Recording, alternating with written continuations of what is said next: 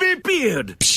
90s to a T. Yeah. I said champagne, I will call it champagne. Yeah. No, we got so many good episodes to watch. Oh, wait, I'm getting it. Nope, changed my mind. Boo. This is funny until you have it. No, but seriously, wave after wave of men. That in the future there's an owl problem. Sorry, but like, his name's huge ass. Not So huge. do listen to our podcasts. I'm sorry. Blue whales on the moon. We carry a harpoon. God damn, I hate that we said that. Shut up and take my podcast! No, I was talking during that. Exactly, I know you're talking. Too bad. We'll fix it in editing. Okay, hello and welcome everyone to Shut Up and Take My Podcast, a Futurama podcast available on iTunes, Spreaker, and Smell-O-Vision. I am joined here by Phil, Hollywood is a festering tar pit. James, I like Hollywood. I'm going to defend it. joined here by Josh, That's the other guy. I'm Boiler. and I am Sean, and nepotism is apparently okay in the year 3000. Guys, how are we all doing? We're good. Yeah, it was good. Yeah. I mean, nepotism's okay now, apparently, but I'm good, thank you. It's relevancy then. It's relevant, yeah. Yeah, we doing good? Yes, we are yeah. all fantastic. Yeah, Better sunny than you. day. Speak for yourself. Some of us are less. Yes. Everything is equal. I'm in the middle. I'm neutral. Hey, I'm distinctly average, thank you. Yeah. for asking. Distinctly average. That's Yeah. going to make a lot more sense in the coming episode to come, which we'll get to next spoilers. week. We are doing season 3, episode 8. That's Lobstertainment. Where did that come from, Sean? What's that? Where do you reckon it came from? Can you sing it? Can you sing it?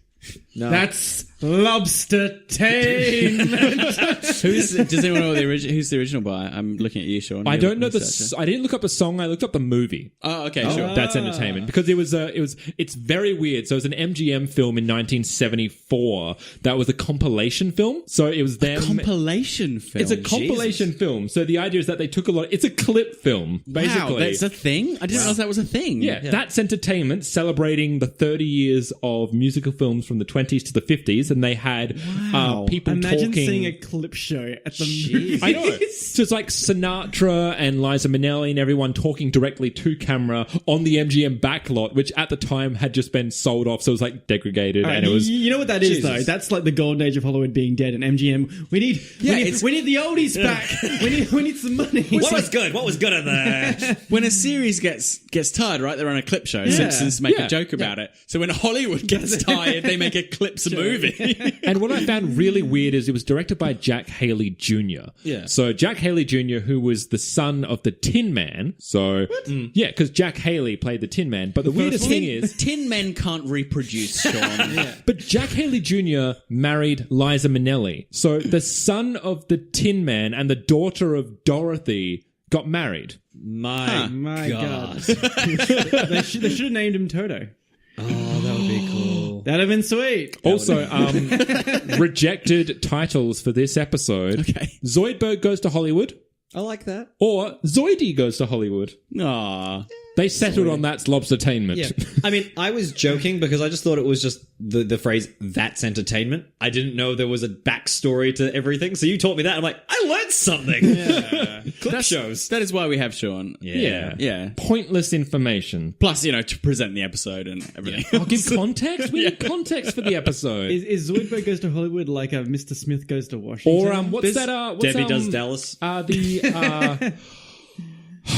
Back to the Future. What's his name? Which one? Which Whose character? name? Yeah, who? Not Christopher Lloyd. Michael J. Fox? Thank you. Doc Hollywood? Yeah, Doc goes to Doc Hollywood. I don't even know anymore. Doc Hollywood is the plot of Cars. That's right. X yeah. goes to Y is a thing. Yes. Of course. Yeah. For some reason, I thought it was Doc Goes to Hollywood, but that's not it. That's the Snow White and the Seven Dwarfs when the dwarfs broke off from Snow White. Doc Goes to Hollywood. The So director was it Snow White and the Seven Ups, yeah, which is still one of my favorite little jokes in this episode. All right, so the director of this episode is Brett Harland, who's back from the Deep South. Yay. Whoa, that was difference there. That was a yay from James and genuine joy from Josh. I don't mind the Deep South. I genuinely. It's enjoyable. I dislike that episode immensely. You can. It's not the best episode, but if I was just to watch, I'm like, oh, Okay. All right, It's so- got good again.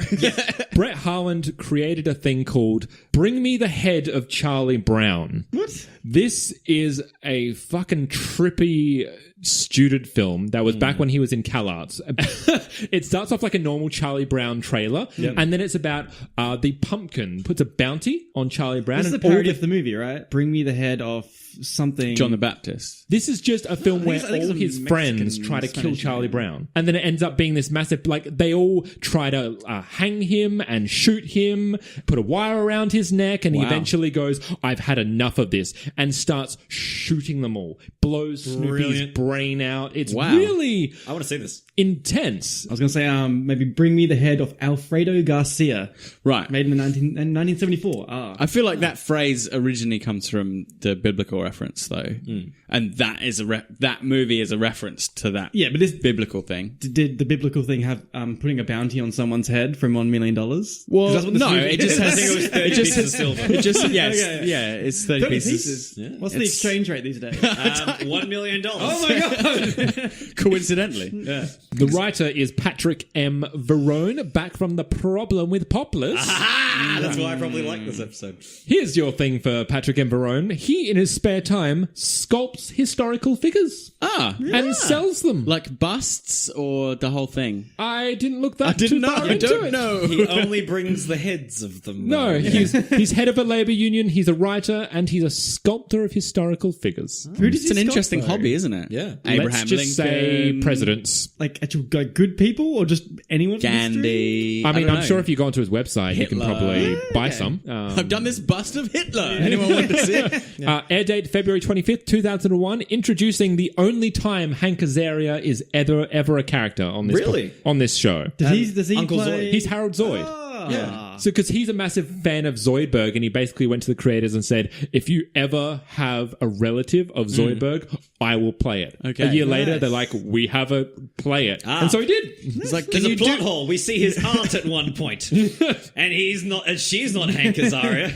Maybe he was Or like, is it? Or is or it? is it? Yeah. Uncredited. Yes.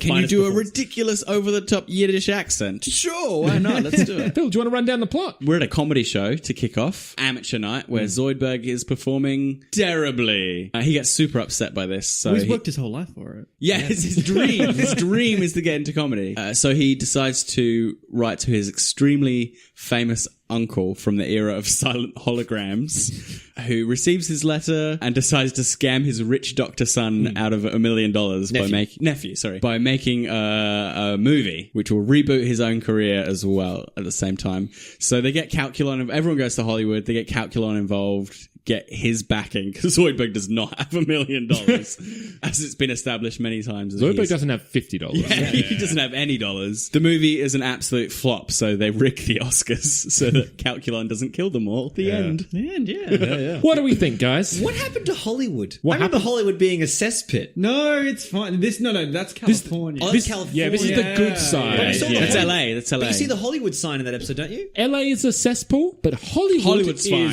sparkling Okay. clean, Okay. and everyone's lovely. Okay. Yeah. Who needs They consistency? actually made Hollywood a wasteland for a movie. Because Hollywood's renowned for just shutting down anything they want for films. Look, you said you really love this episode. Oh, no, I liked it. You like it? Okay. No, let's not get ahead of Whoa, ourselves. let's not put words in There our are mouth. some things wrong with this episode, but it's Bender, Zoidberg, Calculon adventure. And it's like, that's pretty much the focus of the episode. And We're swapped because I really don't like this episode that Really? much. I got bored. Yeah. I got bored in this Same. episode. Really? I got Yeah. really bored. Yeah.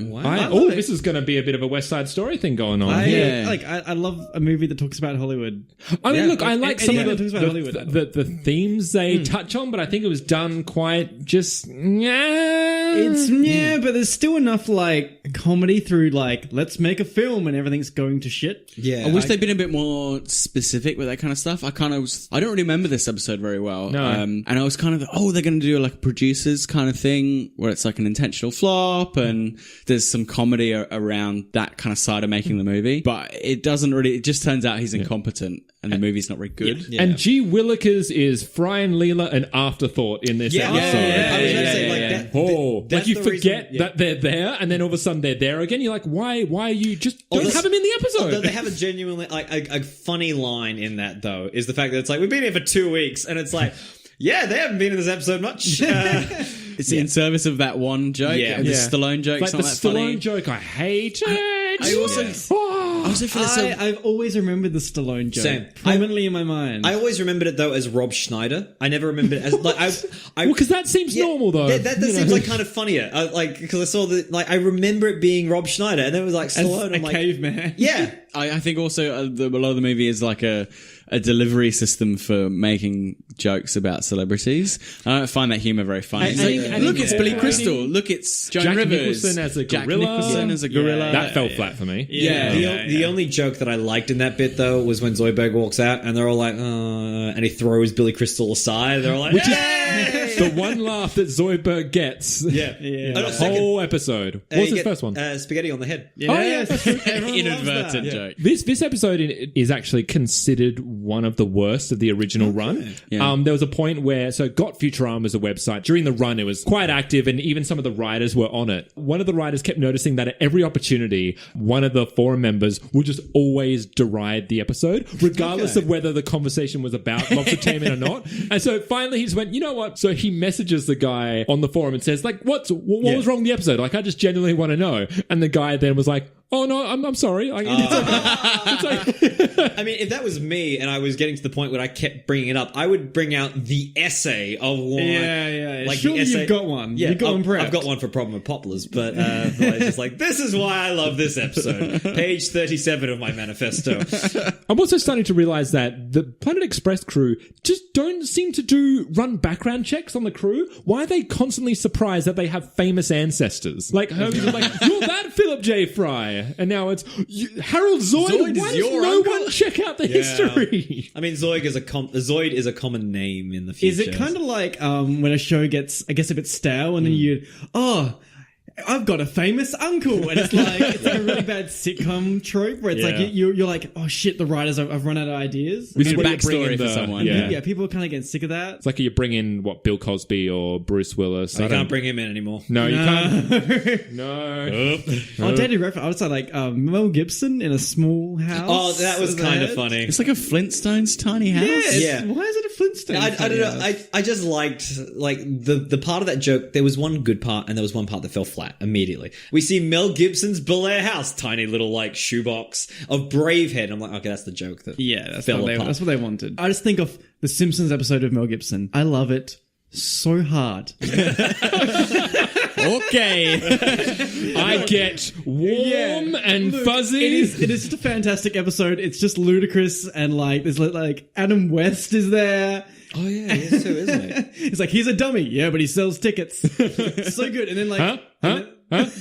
Okay. and then all we have in this is from Bravehead. Yeah. little It tiny feels clap. like the writer's excuse to put in a lot of celebrities but not actually make a comment on them. It's similar to what I thought ended up being the problem with The Simpsons in the end, was that all these celebrities were brought in and given specific characters like Lisa Kudrow, and in later seasons it just becomes, we'll bring celebrities in and they'll play themselves just for the fact of having celebrities. Whereas this, granted, they couldn't get Billy Crystal or Joan Rivers. God, Joan Rivers is annoying even when they're Even playing Joan Rivers. But it's just like, this is an excuse for us to just comment on a lot more celebrities. Yeah, that Billy Crystal impression was awful. Yeah, absolutely. It was just awful. Yeah, it didn't sound absolutely. anything like him. That's the part of the episode that I really don't like. But I genuinely like the Calculon, Bender, Zoidberg. They're making the Zoidberg. movies Yeah. kind of okay. Yeah. I like how Emote!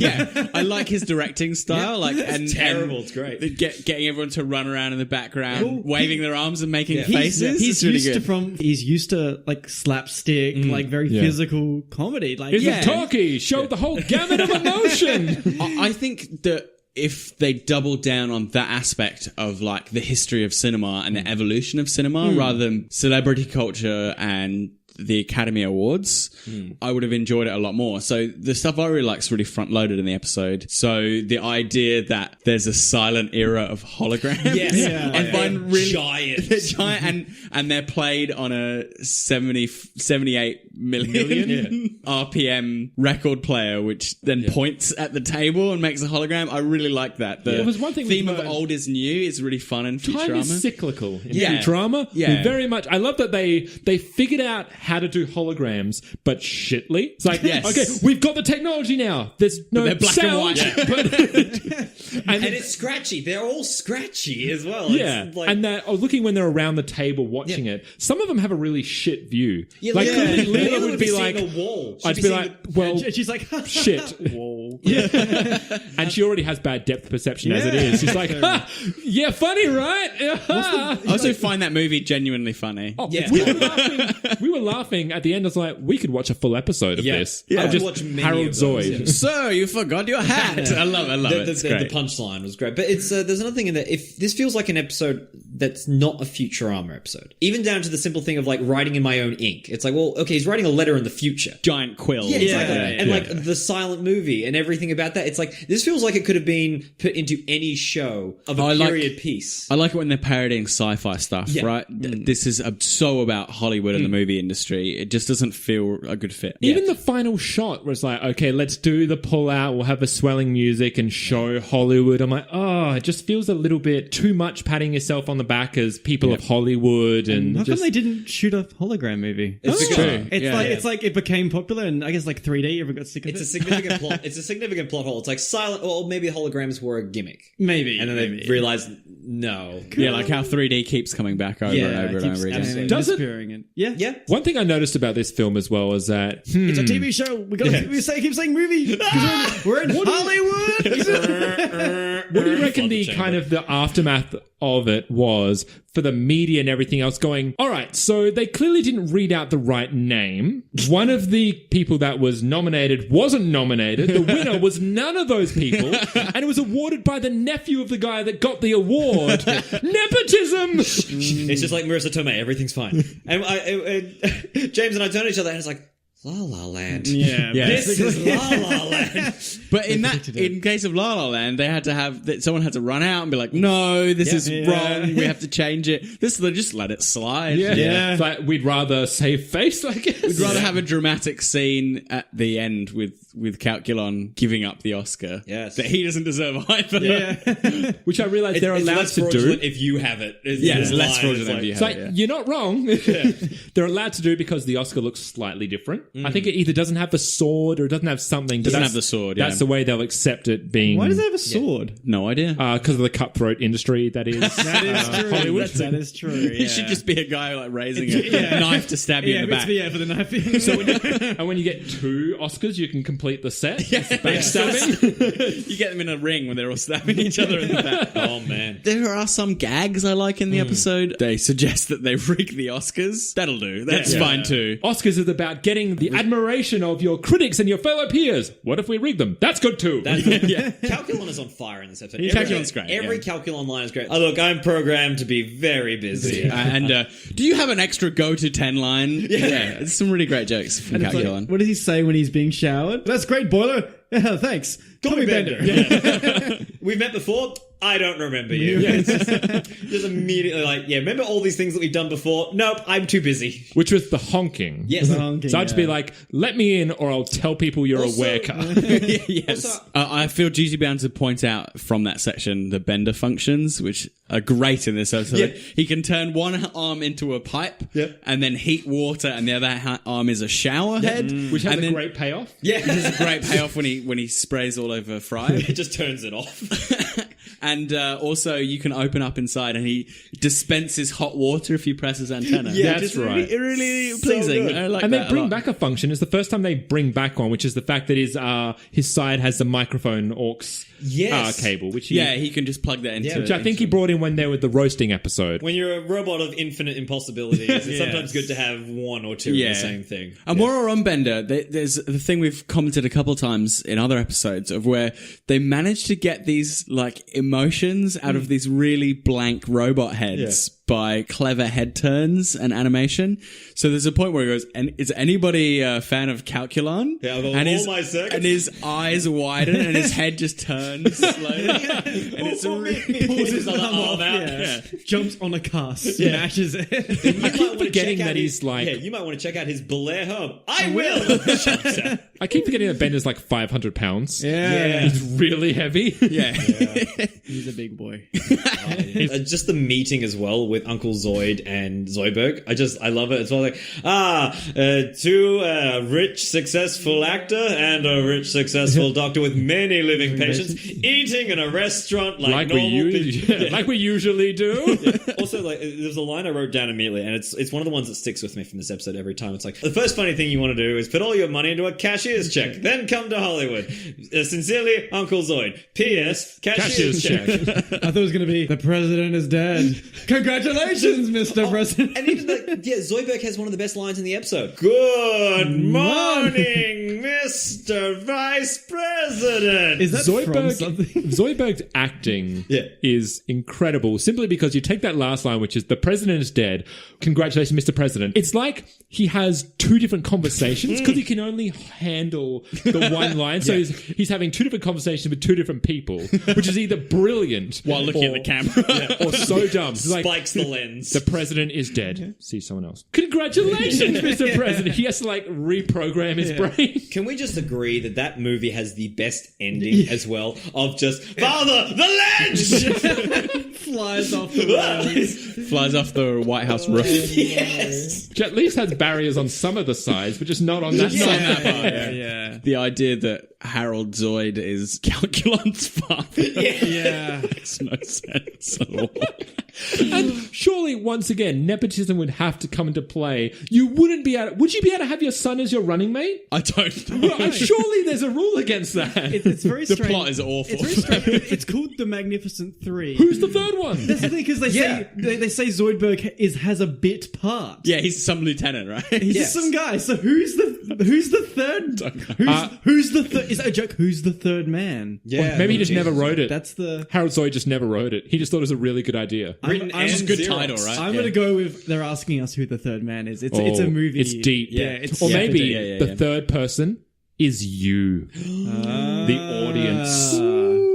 Jeez. That's smart. That's smart. So like hologram movies went away and movies involving us. Involving the audience. Well, they are, because all my circuits the movie was like, do you want Calculon to A, go and fight, or B, do more paperwork? You chose B. No, I didn't. I'm very certain you did. You just raised a plot hole as well. Because Calculon says he wants to get out of the cesspit of television. He's done a movie. But it didn't go well. Yeah, so he's going to do another movie that doesn't go well. He's trying. He doesn't remember that. Yeah, exactly. I'm programmed to be far too busy. There's a nice little bit where when they've just come to the movie, the Oscars, and we whip pan across all these people before we get to Calculon at the end of the row. I freeze framed it. Oh, jeez. Just to have a look, because apparently it was meant to be a 15-second pan. There's like, we don't have time. Yeah. 2 seconds. Fuck it. Yeah. So Kif and Amy are on a date. Yep. Which is lovely. Oh, yeah. Okay. Zap is trying to hit on Petunia, who's the old sleazy lady. Oh, nice. Or the bus stop lady. Yeah. Yes. Yeah. Not the one at the beginning. What's that gobbledygook? Morbo is looking very creepily at the head of Jar Jar Binks, which raises a whole bunch of questions for me. Genius. Like, Jar Jar's a real person, or George Lucas... He's an actor. Yeah. Yeah, he's an actor. Oh, yeah, sure. Yeah. But it's just the Jar Jar Binks. Oh, and Michelle is there with Pauly Shore. Oh, right. Okay. Yeah. Full Yeah. circle. Yeah. Good thing Fry wasn't there. Yeah, exactly. 2 weeks in the tar pits. I was just convinced they were going to come back for a Deus Ex Machina, and they just never do. They just arrive at the party. The skeleton gag. Yeah, you think, they're going to come back and save the day, and I would just not have had them in there. Yeah, I would have deliberately... I mean, I guess you got to pay Katie Sagal and Billy West no matter what, so you may as well get the use out of them. Yeah. I mean, Billy West is in that episode already. As well. He's not as Fry. Yeah. she says, I always knew I'd die in a pit, but a tar pit? And I'm like, What pit then? what are you talking about? Despair, emotion. Yeah, I guess. Yeah, Pit of despair. Yeah. Also, what do you reckon Humorbot 5.0's joke was? What set up that punchline? Super And then they got Collider. the Super Collider. I hardly knew her. Which I'm assuming is just a sex joke. Yeah. But I mean, what it's set like- up to it? yeah. It's also amateur valet parking night. yes. Yeah. That's I like So that. to audience members, please write a joke for us that ends with Super Collider. I hardly knew her. Hardly knew her. And we'll read it on air, I guess. Surely we can figure one out. Yeah, I'm just going into my improv mode. It's like Sherlock when he goes into his mind palace, except the walls just filled with just nothing. So you're using it for a very good purpose. Yes. I have an honorable honorable mention. I think Bender does great in this episode. Honorable mention for his line, "I can guarantee you anything you want." Technically true. Yeah. Technically correct. The best kind of correct. Which is one of my favorite quotes from all of Futurama. Yeah. I see that come up on Reddit all the time. Yeah. Someone asks a question about some video games, so they go, "Oh, they're technically correct at this," and someone always replies, "The best kind of correct." No, I like best cinematography in a non-visible spectrum. Yeah, exactly. Yeah, I think you and I were like, we laughed a little bit hard there. It was good. It was good. I like that. Also, soda placement in a movie. I think you guys are a bit more in film, I guess. Like you in particular. Maybe that is why you enjoy it a little bit more. That's for me. Anything kind of film related. I know it's cheap, but I love it. I mean, I love the product placement talk. I love that we're just accepting the fact that it's like Star Trek, the Pepsi generation. And call me Mr. Paps. Call me Mr. Pibbs. Pibbs. Now, Pibbs is an American drink. Would I be right in that? Mr. Pibbs, yeah. Mr. Pibb. Yeah. And Snow White and the Seven Ups, which is just... I love that it's just like it has its own category. Yeah. It's best product placement. It's getting there. Well, it's already there. It's more relevant today. That joke is more relevant today, I think, than it was 10 years ago because it's really egregious at the moment. Well, it used to be like a Pepsi can in the background, and now it's like saving the day with KFC donuts. With donuts. Power Rangers. Donut King. I was going to say, you just referred to Power Rangers. Yeah. Or any Michael Bay one where you just see like Bud Light and the American flag in and every shot. Where Mark Wahlberg actually opens up a Bud Light and Bud Light and drinks it. Yeah, and in the movie. Papa John's in Ghostbusters. Oh, Jesus, Yeah. So that I always go to Book of Eli with KFC. It's my favorite. Yeah. Because he's got like the little hand sanitizer. Which I love. That's good. That is actually that's It's with the plot. creative. Yeah. That's not like obscuring half the camera with like a can of drink in the front of the shot, you know? Or like there was one for you don't see War for the Planet of the Apes? Need to see this one. Okay, there's a long like a really wide shot of a truck, like a Coca-Cola truck. It's broken down in the woods and it's obviously been the environment's just taken over it and it's rusting and the Coke sign is just perfect on the entire screen and it's the apes are riding horses very slowly. And it's like a 20-second shot and you're just staring at a Coke. And you just you're watching the advertising dollars go. And I mean, like, at the same time, though, like you could probably look at that and be like, "Oh, it's kind of cool to see like how the world is taking, like the nature is taking everything back." And people are like, "I want Coke!" All of a sudden, I was in the movie with my partner, and we had Cokes, and we looked to each other, and we cheers and laughed. It was like the best. Going back to something you said, Phil, the fact that like like James likes for the movie purposes. Yeah. I like it for the poorly made movie portion and the extra portion. I love a terrible extra. So watching like that woman in the background go like and just like with their arms waving around. Hey, they're doing exactly what they've been told to do. I loved that. I'm like, this is. I have seen so many films. I like it because I am a terrible extra. Don't sell yourself short. You're an extra. I have a question. Leela, watching a hologram movie, what's the point? Oh, well, it's not 3D. It's not 3D. It's a hologram. Still, slightly different. It makes no difference. It does. Like a hologram's projected into the space in front of you. It doesn't require. Yeah, it doesn't require your two eyes to be able to. Yeah, I mean, like I can see that this is a different. You're shape, wrong. But I use both eyes to create shape. Yeah, the glasses create the 3-dimensional shape in a 3D movie, whereas the hologram produces it as a 3D image. Yes, but it would look flatter. But she can still see it. Yeah, you can see it. But I'd say it's the same as me going. If you've got one eye, you can still see Josh. I can still see him. But if Josh was in like stereoscopic vision, like there was a red and blue version of him, and you only had one eye, it would look weird because you'd have two of him next to each other. I love how I'm the example of sight. Exactly 3 Joshes distance from here. You'll find this room is 10 Joshes by 8. Oh, we have actually proved that. I measured it with my arms. How are we going? We ready to... I don't have anything else to say. I think we should head on to a voice. And look, we have to go to the magnificent Harold Zoid. I'm the magnificent Harold Zoid! I tried. Yeah, you got there for a bit. Yeah, but there was a little... It's hard to get that, like, because it hurt my voice. Yeah, I did it. I was going to say the voice breaking, good really. luck to like Hank Azaria for doing it. Yeah. Like... Hank Azaria is amazing. A hard voice to do. Yeah. But come on, you got that acting? Oi! Emote! Oh, now he emotes. You're not funny, so You're perfect for a dramatic role. I've got I went to somebody's I went to- Oscar. I went Italian. James did the Italian hand, but you did the Italian claw. The Italian claw. Phil did the Italian claw. And I have to mention much harder. Zoidberg's clapperboard hand. Yes, in shot as well in one of them. They had a couple of days to edit the entire film, so whoever's the editor did a damn good job. Because they spent all the money on Also, they spent all the money on pies. Speaking of a couple of days, Bender got part of the he got a jacket and he's got everything set up in what would have been a couple of hours. I think from Bender meeting already Calculon. had it. True. And all my circuits jacket. Yeah, he just assumed he was one day. He's like, I've got this ready. Yeah. Or he just stole it from Calculon. It's actually Calculon's. Yeah. It's like Bender's become like a Hollywood douche. Yeah. Like, What do you mean become? He was a Hollywood douche without the he's actual a douche, being in but Hollywood. like it's that cliched sunglasses, you get your cigar, your hat, and you're like your little sweater. It was like And he calls Zoidberg Monstro as well, which I was like, that's a nice Monstro? little... Yeah, he's like, what's up with Monstro? That's when Zoidberg's crying. Oh. I was like, that's a little Pinocchio joke in there. All right, well, let's put this down to a little votey McVote. What's this episode called? That's Lobstertainment.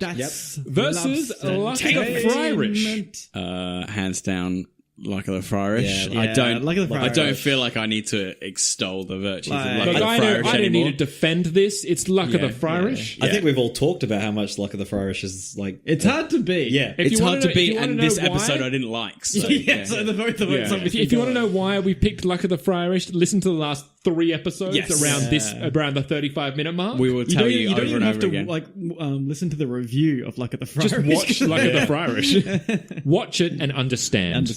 And know why. Now you know, and knowing's Now half you the know, battle. yeah. G.I. Joe! Wait, isn't knowing is half the battle a Transformers reference? No, No, G.I. I Joe. recently watched the G.I. you're Joe. wrong. It's my, it's my phrase today. Can you say something wrong so I can tell you you're wrong? Because the Channing Tatum one was on TV, and I was like, "I'll watch it." Yeah. I'm bored. There's nothing on. How bad is it? The first one or the second one? First one. Oh, yeah, It is- that's bad. It is bad. Joseph Gordon-Levitt's in it. Yeah, I was so surprised. I'm like, oh my what god! is And then this? he's like the bad, The first G.I. Joe. and he's the bad guy, and he's like, he's doing a voice. And now I'm Cobra Commander. yeah, and then I was just shocked that he's there. I was like, and then you've got Christopher Eccleston. yeah, Okay, this is a really weird end to the episode. You guys are talking about G.I. Joe. He's on his phone. I'm looking up knowing just is like, half what the the fuck battle. is going on? If you want to join us next week, we'll be here for Cyberhouse Rules. Nice, yeah. Which one's that? Leela, Orphanarian. I immediately jumped to Robot House, but we No, already did that one. so- I jumped it's to Adelaide. I jumped to the robot sane asylum. Basically, we get Leela with eyes dos. Yes, I remember that one now. Yes. 2 eyes of Leela. Two eyes. Two The eyes. 2 eyes of Leela. So I Bicyclops built for 2. That's a previous episode. If you want to listen to us some more, catch us on iTunes or Spreaker. It's probably the 2 best ways to grab us. Stitcher if you're on Stitcher too. If you want to chat to us, come find us on Facebook or on Twitter. Also, I just like how you say if you want to come into us momentarily, and then you're like, if you want to listen to us, it's like, that too. Yeah. that's going to cost. This is the serious moment of the podcast, Josh. I mean, last time I was on it, I said you can go fuck yourself. Well, that's true. and it kept in the episode. I was like, yay! We love our audience. Yeah. Yes, So convincing. we've already done all the social media. We're on social media, guys. And- that's what we got to say to the kids. The YouTube. We're Email. down with the YouTubes Email. and the emails. Oh my god. You Show me her email. You never get any better at Sean's this. personal email is. Do you know it? Yes, I saw it on your Xbox. Oh, okay. Sean's personal email is. Until then, I have been Sean, I have been Phil. I have been Boiler. And I've been James. and we'll get better at advertising ourselves. Bye. Bye. I will not get better. You've kept up your fuck. I'm not good with words. You better warm up because Yeah. this is a word-based format. You were like talking to me like this because I was sitting next to you. It's 'cause I'm I- just like, it's- stop it! it's 'cause I- Just talk into the mic. Old rules of improv. As long as you commit, everything will be fine. Sure. Especially when it isn't. Anyone seen any good movies? I've seen 2. One very good and one very Oh. not. You can choose which one's which. I saw The Big Sick, and I've seen the Emoji Movie.